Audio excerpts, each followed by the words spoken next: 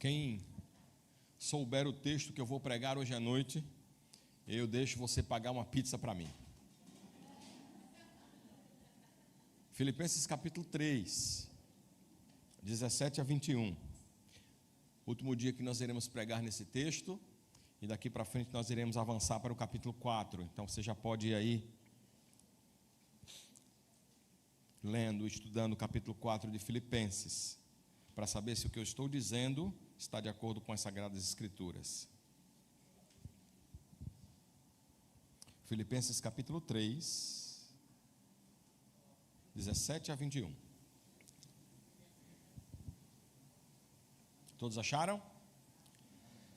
Amém ou misericórdia? Muito bem. 17 a 21. Capítulo 3 de Filipenses.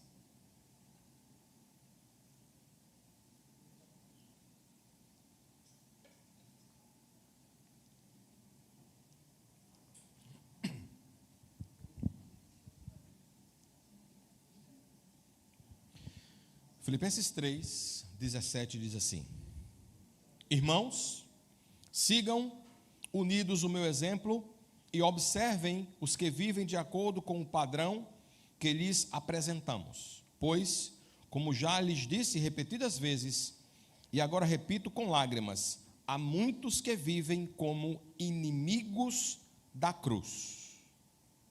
O destino deles é a perdição, o seu Deus é o estômago, e eles têm orgulho do que é vergonhoso, só pensam nas coisas terrenas. A nossa cidadania, porém, está nos céus, de onde esperamos ansiosamente o Salvador, o Senhor Jesus Cristo, pelo poder que o capacita a colocar todas as coisas debaixo do seu domínio. Ele transformará os nossos corpos humilhados, tornando-os semelhantes ao seu corpo glorioso. Vamos orar, pedindo a Deus que abençoe a sua palavra nesta noite, em nome de Jesus. Oremos, incline sua cabeça, feche os seus olhos e peça ao Senhor para falar com você. Pai amado, de amor e de misericórdia, louvamos o teu nome porque sabemos que o Senhor é maravilhoso. Obrigado, ó Deus, pela tua palavra que nos fala, que nos ensina, que nos instrui. Que nesta noite, mais uma vez, ela seja pregada. Mas, ó Deus, que em nenhum momento a minha sabedoria humana, que é pífia, ela possa, ó Deus, suplantar jamais a tua palavra, porque isso seria uma tremenda arrogância, mas que apenas ela, a tua palavra, ela possa prevalecer, e que as minhas poucas palavras, de maneira nenhuma, elas venham, ó Deus, confundir a cabeça das pessoas, mas que neste momento o teu Espírito possa usar este vaso que não tem honra nenhuma, que é de barro, mas aquele que habita no vaso de barro é que tem toda a honra e que merece toda a honra e toda a glória. Por isso, ó Deus, faz com que eu seja claro a estes amados irmãos, e que cada coração nesta noite possa ser edificado, e que pessoas possam entender que a eternidade está à disposição de todos, mas de todos aqueles que de fato confessam os seus pecados, entendem-se como pecadores, confessam os seus pecados e colocam a sua fé na pessoa de Cristo. É no nome santo, doce e precioso dele, de Jesus, o qual oramos agora e para sempre. Amém e amém. Meus amados irmãos, nós aprendemos com o apóstolo Paulo, a semana passada, que a salvação dos perdidos depende da manifestação do caráter dos membros de uma igreja. A Escritura nos ensina que nós somos o corpo de Cristo, e Ele é a cabeça do corpo, de maneira que a cabeça não está entre nós fisicamente, mas o seu corpo está fisicamente aqui. A igreja do Senhor representa quem Ele é. Logo, se nós não formos fiéis às Escrituras, fiéis aos ensinamentos de Jesus, nos dizendo crentes em Cristo, nós estamos cometendo um tremendo pecado. Se nós estivermos separando aquilo que nós cremos daquilo que nós vivemos, nós estamos envergonhando o Evangelho. Nós estamos, ao invés de conquistar as pessoas para Cristo, nós as estamos afastando da igreja, afastando da mensagem, afastando do reino. Se nós queremos que as pessoas elas olhem para Cristo, elas precisam olhar para nós. E como Paulo, que diz: sede meus imitadores, nós precisamos dizer a mesma coisa. No entanto, nós não podemos pedir às pessoas que nos imitem se nós não fazemos aquilo que dizemos acreditar. A teoria precisa estar atrelada à prática. O apóstolo Paulo, meus amados irmãos, ele utiliza-se do expediente pedagógico do contraste para embasar o seu argumento. Ele está desenvolvendo um pensamento, ele está defendendo o seu argumento. E aí o que é que ele faz? Ele se utiliza desse expediente pedagógico do contraste para mostrar que há um abismo enorme, um abismo muito grande existente entre um falso crente e um verdadeiro crente. Um falso servo e um verdadeiro servo. Um falso líder e um verdadeiro líder ou um verdadeiro mestre. E como ele faz isso? Falamos a semana passada, mostrando as características de um verdadeiro servo e de um falso servo. O que mostramos aos irmãos a semana passada? Mostramos aos irmãos duas características que determinam se alguém é um falso mestre ou um verdadeiro mestre, ou melhor, um falso mestre. Quais são? Primeira característica: não aceita a abnegação. O falso mestre, o falso discípulo, o falso cristão não aceita a abnegação, isto é, renúncia que o discipulado exige. Segunda característica de um falso mestre, de um falso cristão: ele perde completamente de vista o propósito da sua existência. Ele se perde neste mundo, ele finca raízes aqui, ele não pensa na eternidade, ele só pensa nos bens materiais, ele só pensa nas coisas que este mundo pode trazer de boa para ele. Falamos bastante sobre isso. Hoje eu gostaria de lhes apresentar mais algumas características, só que hoje, não características de um falso mestre, de um falso cristão, mas as características daqueles que verdadeiramente são cidadãos do reino, cidadãos celestiais, que vivem sobre a terra, que vivem aqui, que comem do que esse mundo oferece, que vestem as roupas que esse mundo dá, mas o seu coração, a sua vida e o propósito da sua existência estão na eternidade. O corpo está na terra, mas o coração, a mente, o pensamento, o desejo precisa ser nas coisas eternas. Jesus, em determinado momento da sua caminhada, ele foi muito claro com os discípulos. Ele disse que onde estava o nosso tesouro, aí estaria o nosso coração. E ele mesmo nos diz que nós devemos guardar o nosso tesouro em um lugar apropriado, onde a traça não come e a ferrugem não corrói. E ele diz: pensai nas coisas que são lá do alto, quando ele escreve aos Colossenses. E é exatamente isto que um cristão de verdade, que um discípulo de Cristo precisa entender. E precisa manifestar características que demonstrem que ele é um discípulo de verdade. Desculpem. Muito bem. Eu queria que você estivesse com a sua Bíblia aberta, porque eu quero ler alguns versículos do mesmo capítulo. Apesar de termos lido a partir do 17, eu quero falar hoje a partir do verso 20, o qual diz assim: a nossa cidadania, porém, ou em outras traduções, a nossa pátria está nos céus, de onde esperamos ansiosamente o Salvador, o Senhor Jesus Cristo. Meus amados irmãos, aqui nós temos uma característica de um verdadeiro cristão, de um verdadeiro servo, de um verdadeiro homem, de uma verdadeira mulher de Deus, de um verdadeiro mestre de Cristo. Qual seja? Primeira característica: tem consciência da sua condição de peregrino. Um servo de Deus não finca raízes na eternidade, na terra. Não. O termo empregado por Paulo, o qual descreve cidadania ou pátria, é politeima. Este termo indica que somos uma colônia de peregrinos. E aí, por que Paulo usa este termo, politeuma?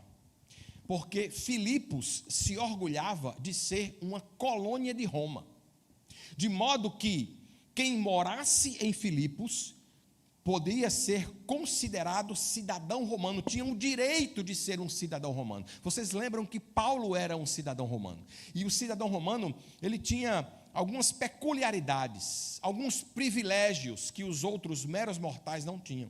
Portanto, quando o apóstolo Paulo usa o termo politeuma, ele está dizendo que nós, assim como Filipos e os cristãos daquela época, os filipenses entenderam muito bem, eles eram uma espécie de colônia do céu. As leis de Roma mandavam em Filipos.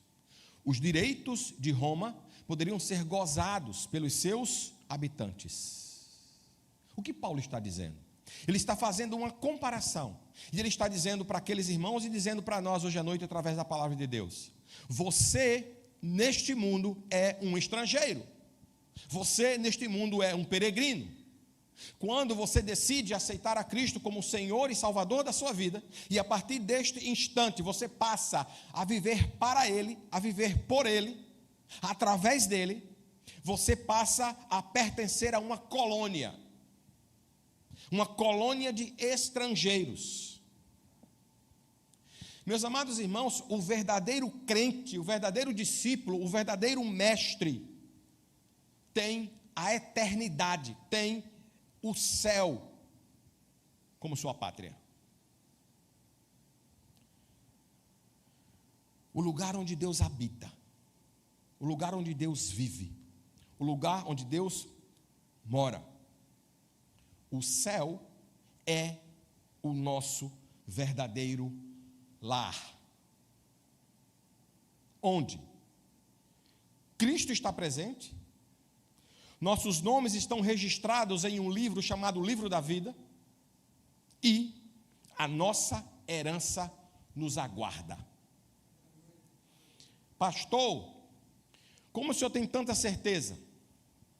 As Escrituras nos falam isso.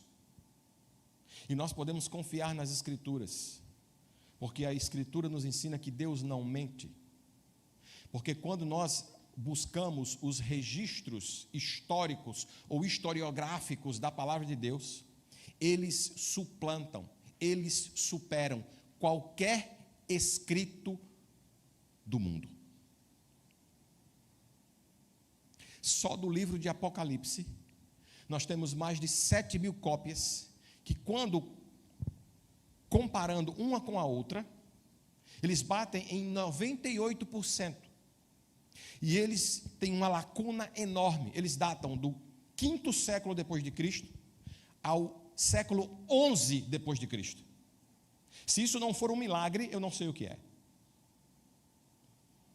A Escritura Sagrada é o livro mais bem atestado do mundo. E é muito interessante, eu digo isso com propriedade, porque sou filósofo, como as pessoas, elas se embasam em documentos filosóficos, em documentos, por exemplo, de Platão, de Sócrates.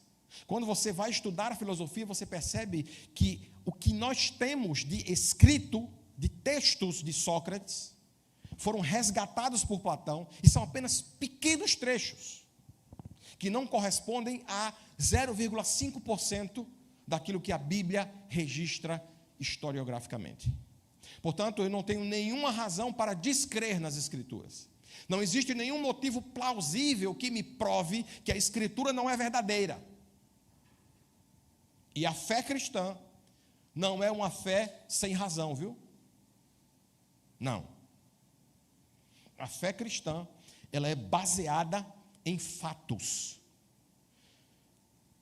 Por isso que a Bíblia foi registrada.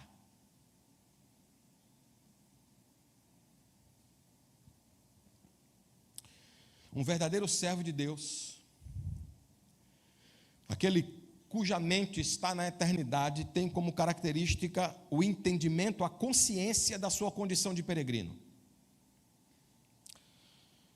O cidadão do céu deve promover os interesses do céu na terra. Você faz isso? É aqui que nós começamos a separar os cabritos das ovelhas, como diz Mateus. É aqui que nós começamos a separar os homens dos meninos. Porque todas as pessoas se dizem cristãs. Todos arrogam para si o título de cristãos.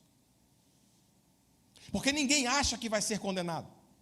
Porque as pessoas não entendem o Deus do Novo Testamento, o Deus do Antigo Testamento, elas não entendem o Deus da Bíblia. Elas acham que esse Deus da Bíblia é uma espécie de Deus especial, para ser politicamente correto. Um Deus que tem um coração enorme, mas que não tem a mesma proporção de justiça. E o argumento geralmente que se fala para dizer ou para afirmar que Deus não vai lançar ninguém no inferno é: mas Deus é amor. Verdade? No entanto, a Escritura nos ensina que Deus também é, na mesma medida que é amor, é fogo consumidor. Meus amados irmãos, um verdadeiro discípulo de Cristo, entendendo a sua condição de peregrino, ele promove os interesses do céu na terra. Na condição de peregrino que ele tem consciência, ele vive uma vida a qual promove a sua cidadania celestial. Eu vivo aqui para promover o reino de Deus. Eu vivo aqui para mostrar quem Jesus Cristo é. Eu deixei uma carreira para ser pregador do Evangelho. Quando eu decido aceitar a Cristo como Senhor e Salvador da minha vida, eu abro mão do meu desejo, eu abro mão da minha vontade e passo a pertencê-lo, a servi-lo, a amá-lo, a obedecê-lo. Que é uma outra coisa que a sociedade distorce. Ah, não, você tem que amar. Ame as pessoas. Está certo. Precisamos amar. Eu diria que o Evangelho de Cristo, ou que as Escrituras Sagradas, elas são pautadas em dois grandes pilares. Um deles a sociedade conhece muito bem e de certa forma o faz, porque a graça de Deus nasce para justos e injustos. E nós temos algumas características do próprio Deus, apesar de sermos maculados, manchados, marcados pela queda, pelo pecado. Mas nós amamos as pessoas, nós gostamos das pessoas, nós fazemos o bem às pessoas. São características daquilo que nós chamamos na teologia de atributos comunicáveis, que Deus comunica para nós, para a sua criação, alguns atributos, e dentre eles um é o amor. No entanto, a Escritura nos ensina que este amor foi maculado, marcado, manchado pelo pecado, pela queda, pela desobediência do homem. Mas tem um outro pilar que a sociedade não gosta muito.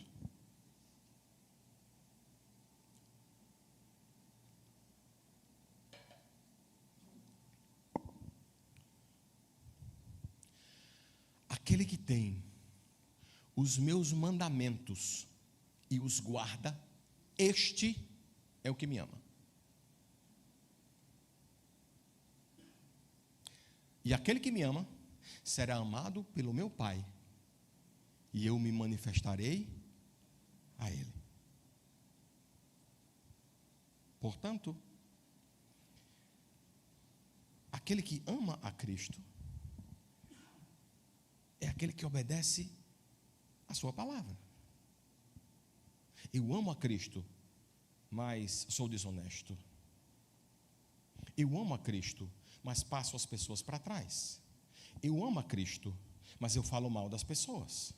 Eu amo a Cristo, mas eu traio a minha esposa. Eu amo a Cristo, mas eu traio o meu esposo. Eu amo a Cristo, mas eu espanco o meu filho. Eu amo a Cristo, mas eu sou omisso como homem, como chefe do lar. Eu amo a Cristo, mas eu sou uma esposa autoritária.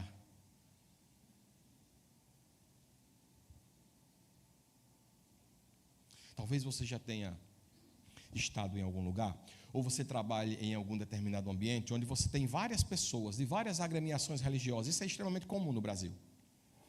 E você percebe que algumas pessoas se destacam. E algumas pessoas se destacam pela sua bondade, pela sua gentileza, pela sua leveza, pela sua doçura, pelo seu caráter, pela sua honestidade. E aí você olha para aquela pessoa e pergunta assim: você é crente? E a pessoa diz: sim, sou. Mas existem pessoas que são pesadas, que são de difícil trato,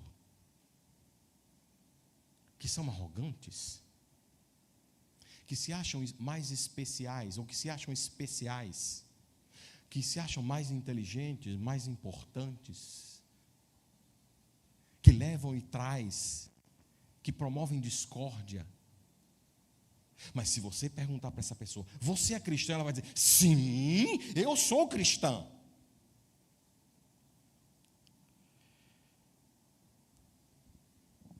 Nós precisamos, a partir das Escrituras, entender que nem todo aquele que diz, como o próprio texto sagrado afirma, Senhor, Senhor, entrará no reino dos céus. Senhor, disseram a Jesus, em teu nome expelimos demônios.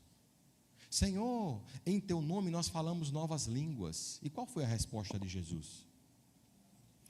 Apartai-vos de mim, para o fogo eterno, vós que praticais ou seja, vocês que não foram obedientes. Não se enganem, não se iludam.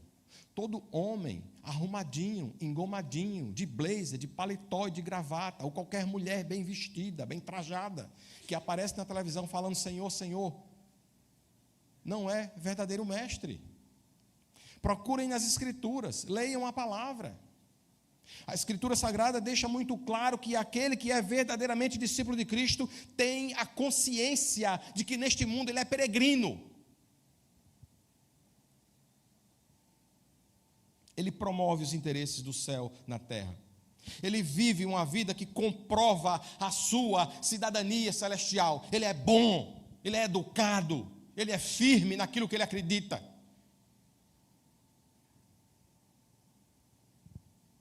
O mundo não pode ter dúvida da sua cidadania. Por favor, se você é crente em Jesus Cristo, se você é discípulo de Cristo, viva de acordo com isto. Porque Jesus não é uma mercadoria barata que nós ficamos vendendo na feira a R$2. Para ser discípulo de Cristo é necessário pagar o preço da renúncia, como vimos a semana passada, o preço da abnegação. Muitos crentes, meus amados irmãos, infelizmente têm falhado nessa tarefa de transferir a sua cidadania para o céu. Infelizmente. Eles estão aprisionados no materialismo. Eles estão aprisionados no consumismo. A cabeça deles está na terra mais do que nunca. Eles não pensam no reino. Eles não pensam na vida, na vida vindoura. Quase que não sai. Eles não pensam na eternidade. Eles estão preocupados apenas em satisfazer, como diz Paulo, o seu ventre, o seu estômago, as suas necessidades. Então eles vão atrás daquilo que é melhor. Veja, eu não estou dizendo que nós não podemos ter o que é melhor. Podemos. Mas nós não colocamos o nosso coração nessas coisas. O nosso coração deve estar em Cristo.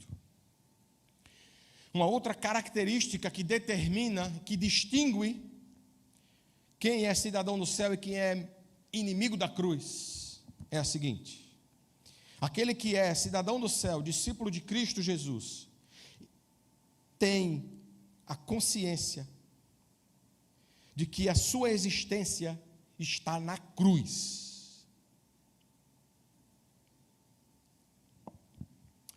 Eu estava, há alguns anos atrás, na sala de aula, no curso de filosofia, já no 4º ano, já no finalzinho do curso. E aí uma moça começou a dizer algumas coisas. Aquela moça começou a falar sobre a cruz. E ela disse: é impressionante como o cristianismo, ele é marqueteiro.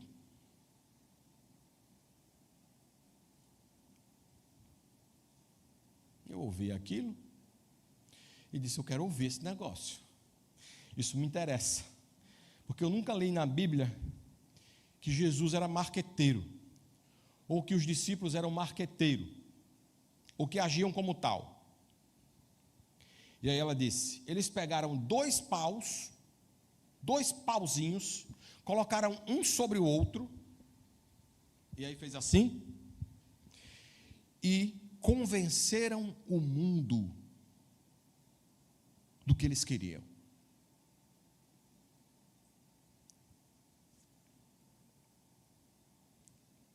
E só os iluminados não se deixaram convencer por isso. Irmão, será que nós somos tolos? Será que nós somos, desculpem a grosseria, idiotas? Será que nós não pensamos? Não raciocinamos? Não lemos? Não estudamos? Mas infelizmente, meus amados irmãos, alguns acham que o cristianismo é uma montagem para convencer as pessoas. Na verdade, essas pessoas não conhecem nada das Escrituras. Elas nunca leram a Bíblia. Elas nunca se debruçaram sobre elas. Elas nunca foram atrás das fontes. Eu lembro muito bem, há muitos anos atrás, saiu uma matéria no Fantástico, falando sobre os escritos, a descoberta dos escritos das cavernas de Qumran, que foram descobertos alguns papiros em jarros naquela região de Qumran, na Arábia, e ali, na década de 40, 1940 e alguma coisa, alguns textos do livro de Isaías foram encontrados ali. Alguns manuscritos, algumas cópias. E aí eu lembro da chamada do Fantástico: a revolução do cristianismo. A Bíblia pode ser provada errada.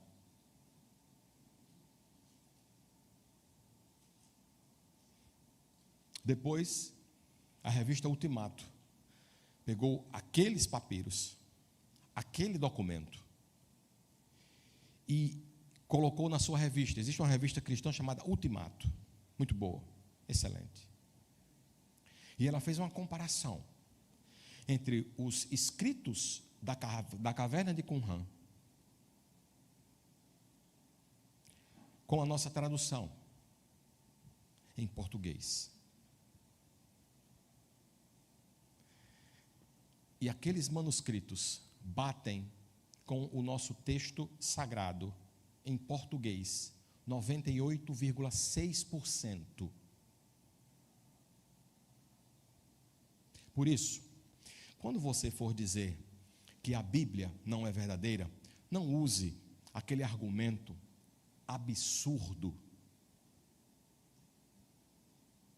de que telefone sem fio não funciona. Se eu disser uma coisa aqui, ali na frente, isso é um desconhecimento crasso de uma coisa da antiguidade fortíssima entre todas as civilizações do mundo, chamada tradição oral.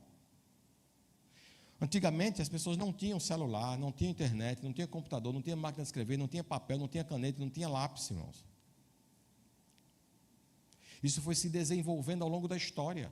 Então elas precisavam desenvolver uma forma de passar para os seus descendentes a sua tradição. E como eles faziam isso? Tradição oral. Eles ensinavam aos filhos com as mesmas palavras que os pais ensinaram para eles. E eles eram tão rigorosos nisso que você não tem ideia. Meus amados irmãos, a cruz é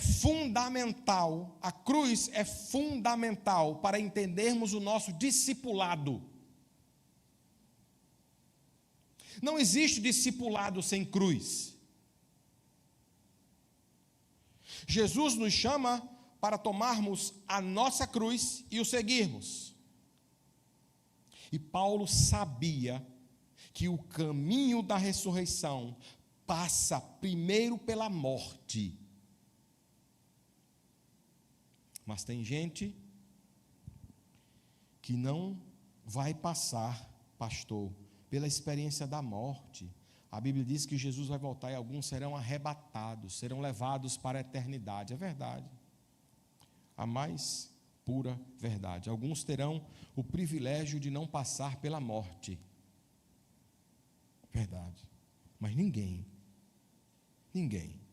vai passar pela experiência de nascer de novo, como Jesus disse a Nicodemos, que era necessário que ele nascesse de novo da água e do Espírito, sem passar pela morte do eu. O que Freud chama de ego, a Bíblia chama de eu, ser interior. Eu vou repetir: ninguém vai nascer de novo da água e do Espírito sem passar pela morte do eu. E por que alguém precisa passar pela morte do eu? Por que alguém precisa matar o seu ego? Por que o ego precisa morrer? Paulo responde isso de maneira muito apropriada quando escreve uma de suas cartas aos Coríntios. Nesta carta, Paulo descreve o nosso eu. Paulo descreve o nosso ego. E o pastor, doutor Timothy Keller, que já não está mais entre nós, está com Cristo na eternidade, tem um livro chamado Ego Transformado. Desse tamanhozinho assim, ó, bem pequenininho, fininho, você não dá nada por ele. Um dos melhores livros que eu já li na minha vida que falam sobre o ser interior. O ego transformado, Timothy Keller. E naquele livro, o Dr. Keller descreve o ego humano, o ser interior de todo ser humano. E lá ele diz que o ego é naturalmente vazio. O ego é particularmente dolorido.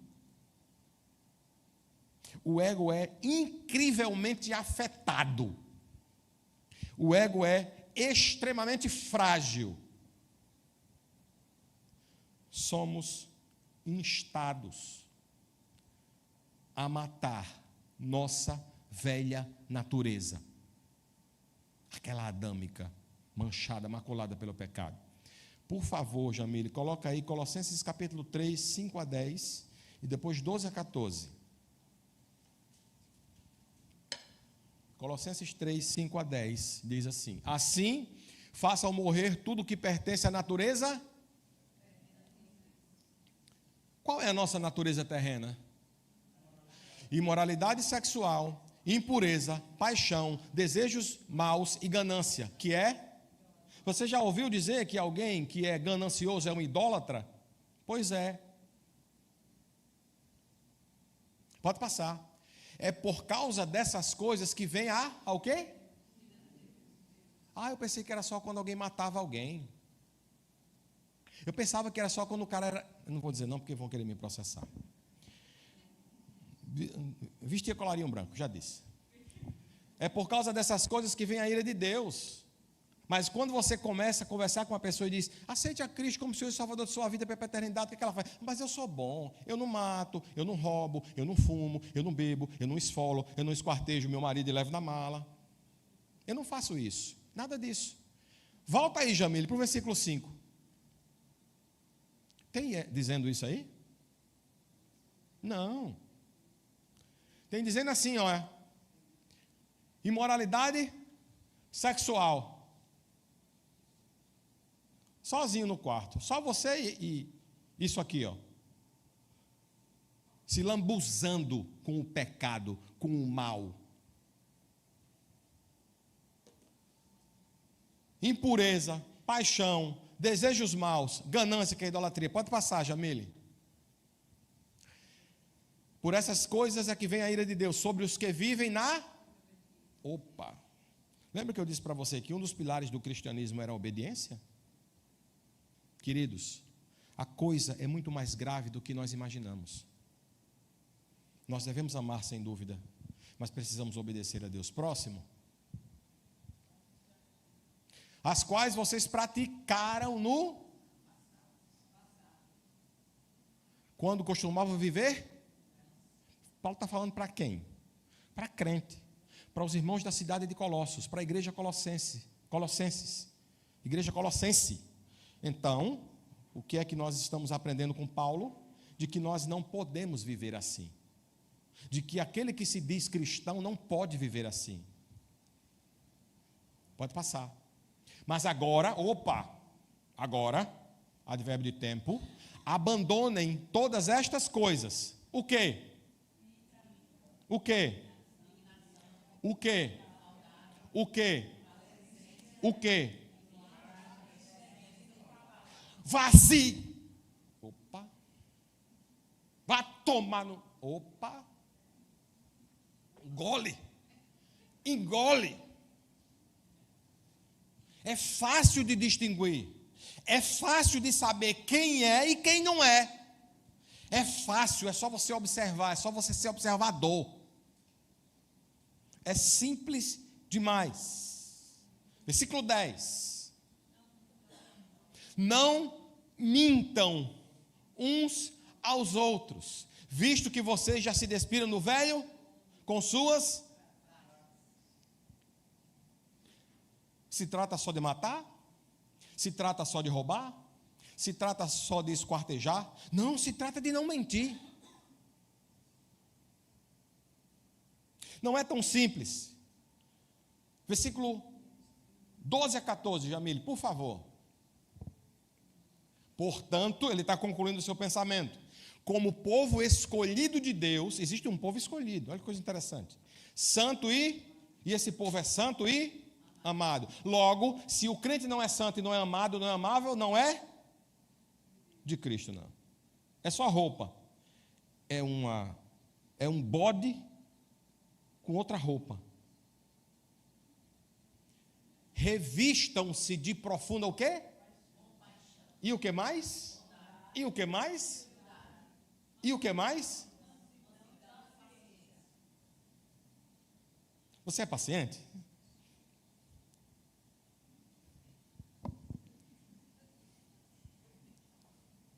Pode passar. Suportem-se. Você já imaginou? Eu sou pastor dessa igreja há 8 anos. E você tem que me suportar?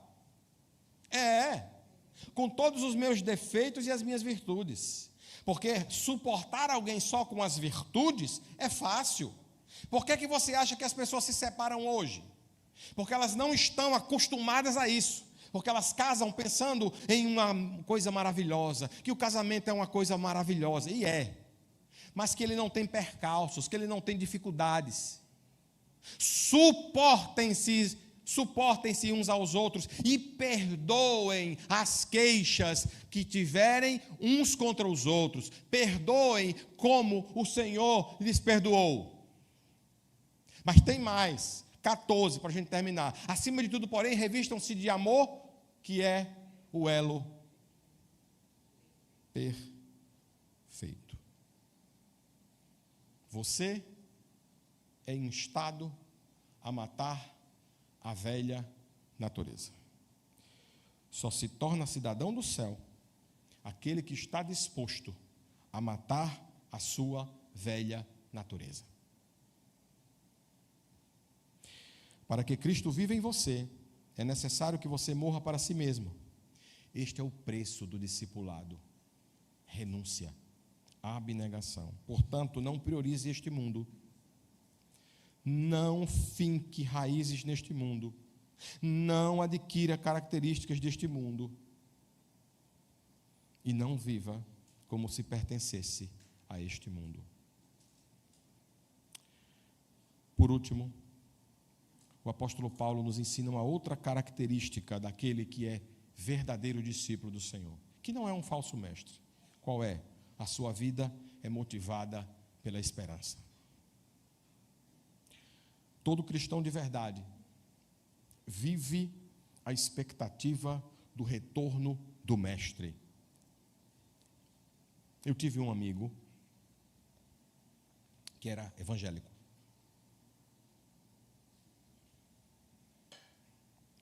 Ele tinha 5 irmãs, o pai e a mãe.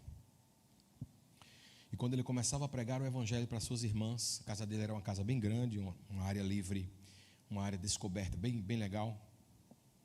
E aí ele começava a falar de Cristo, e aquelas irmãs dele corriam para fora da casa, à frente do jardim, e ficavam assim: cadê?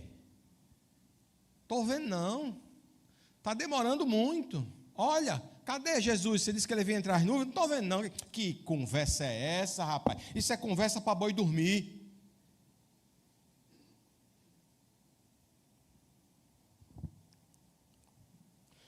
Todo cristão de verdade vive a expectativa do retorno do mestre. Quando ele voltar, você estará pronto para recebê-lo?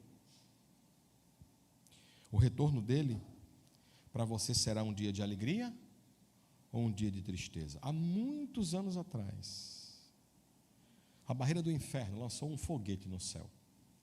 E esse foguete, ele começou a criar círculos no céu, vermelho, verde, amarelo, e ele crescendo, e todas as pessoas do meu bairro correram para fora de suas casas. Quem tem menos de 50 não vai lembrar disso não. E as pessoas saíram de camisola. Meu Deus, o que é isso? Misericórdia, o mundo está se acabando. Perdoa, Jesus, perdoa meus pecados. Digo, mas olha, rapaz, que legal.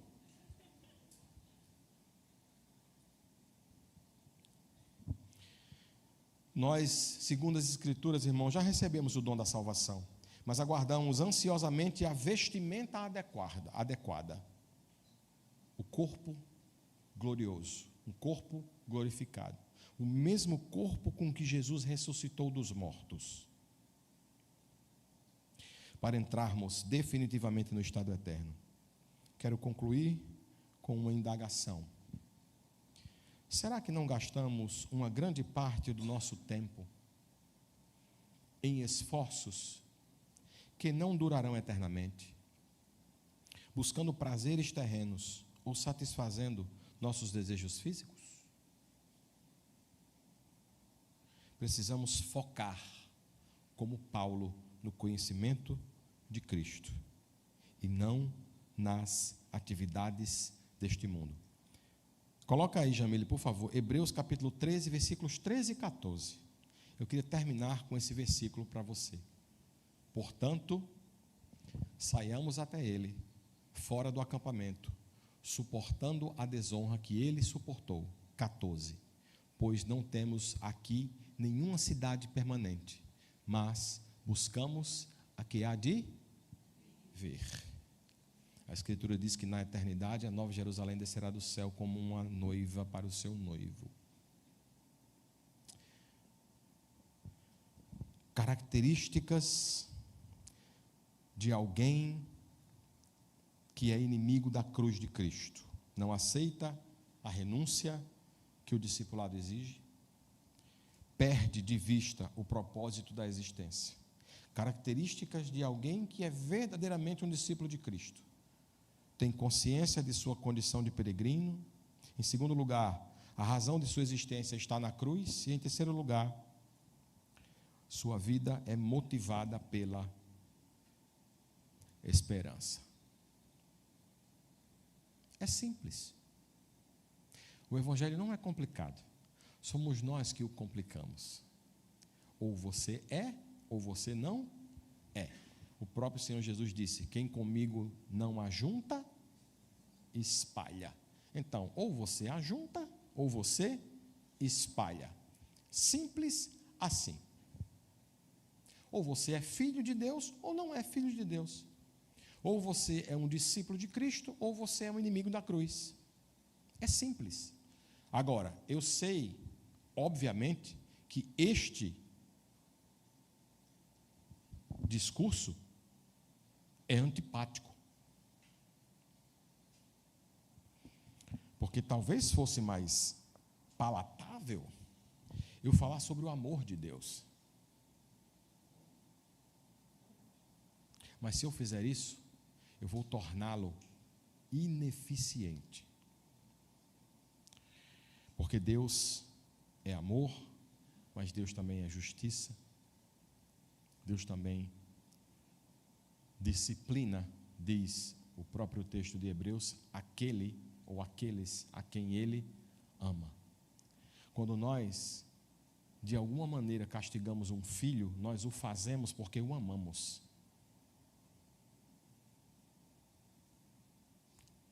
É assim que Deus faz conosco. Quem é você?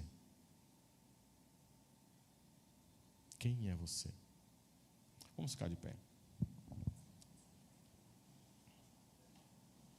Queria que o Ministério de Louvor viesse até aqui.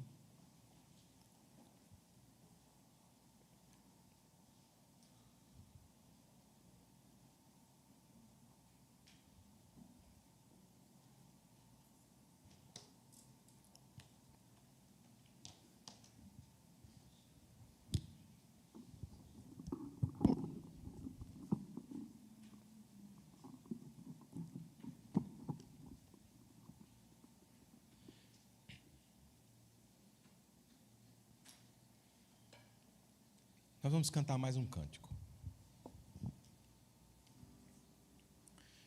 E eu vou lhe fazer uma pergunta. Na verdade, eu vou lhe fazer um convite. Se você entendeu que a maneira como você tem vivido não caracteriza você como um cidadão do céu,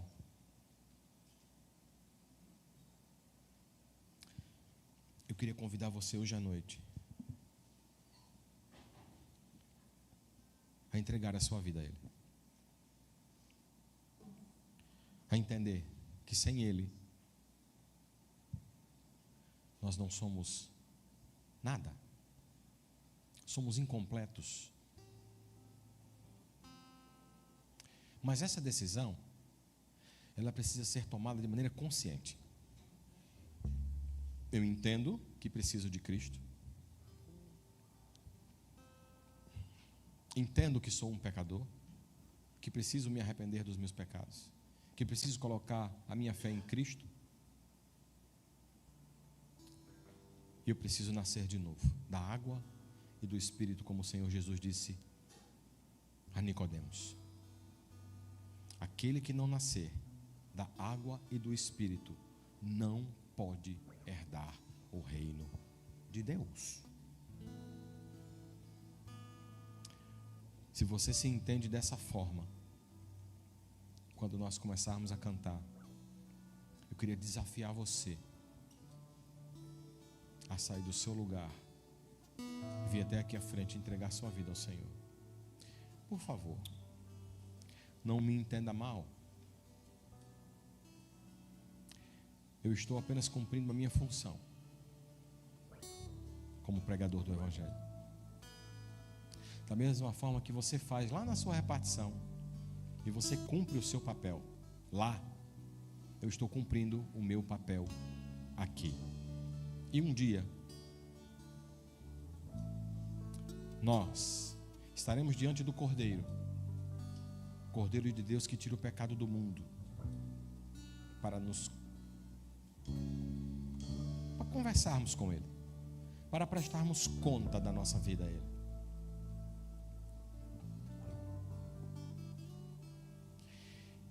E Ele sabe que hoje você esteve aqui. Ele sabe que você vem aqui. Ele sabe que você é crente dessa igreja. Ele sabe que você é visitante dessa igreja.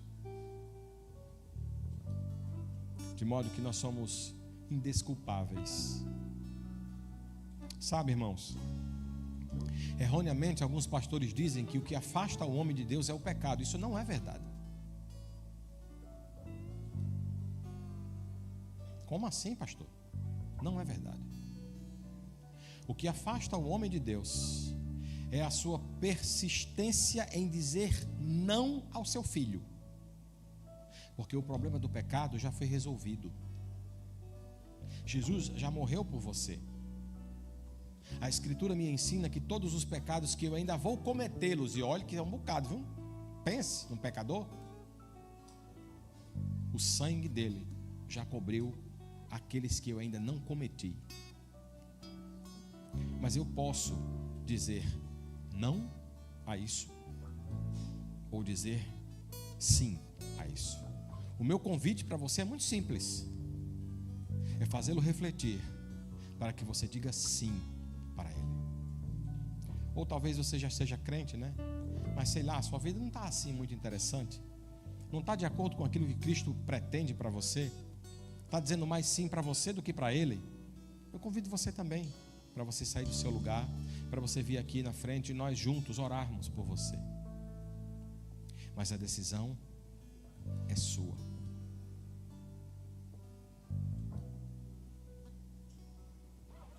E eu queria que você fosse para casa com uma pergunta na cabeça. Se você esquecer tudo que eu disse, eu queria que você fosse para casa com uma pergunta na cabeça. Você já decidiu onde vai passar a eternidade?